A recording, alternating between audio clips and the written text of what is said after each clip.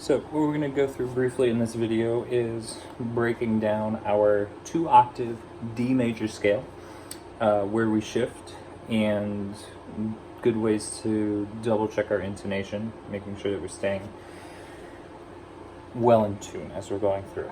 So our first octave is pretty much normal.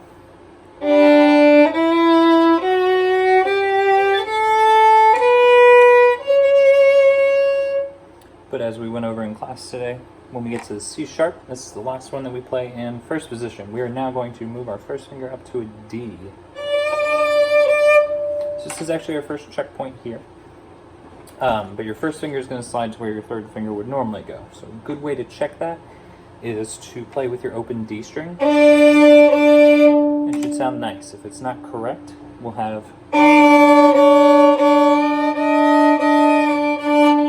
something that's really unpleasant, but we should have a nice smooth sound like that. So from here, on our first finger D, on our A string, we're going to have a space, second finger E, space, third finger F sharp, tight fourth finger G. Our first finger is now going to move straight across to our E string for that first finger A. This will be our next checkpoint. We can play this A with our open A string, and it should sound just as nice as the D string and first finger D did.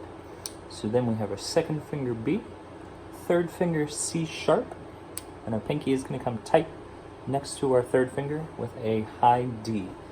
To make sure that D is in tune, we also have a checkpoint with our open D string, making sure that your hand hasn't slid too far back or too far forward as we're shifting up. So the big spots to practice for this scale are going from C sharp to D in the first octave,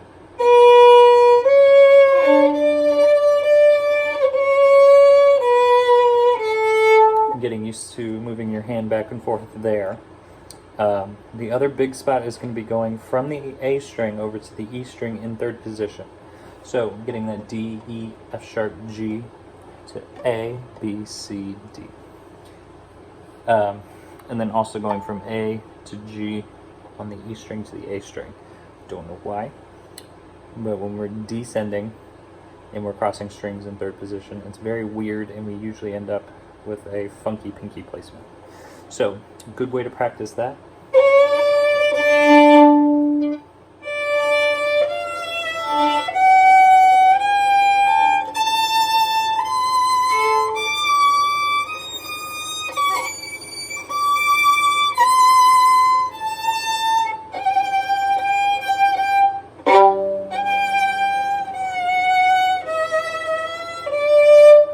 Getting that practice transitioning back and forth, so we could even go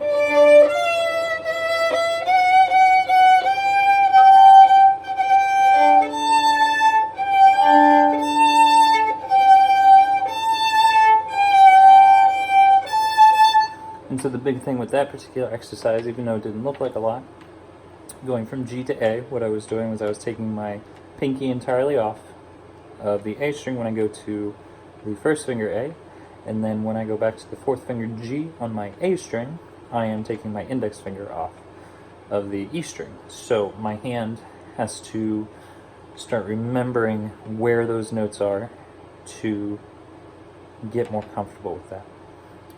The other good practice, if you're feeling adventurous, I'll talk about that in the other video, never mind.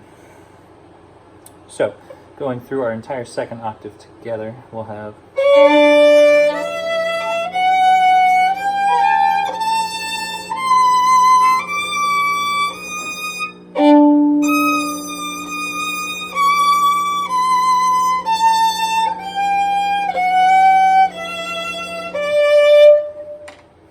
with a little practice, it'll sound even better.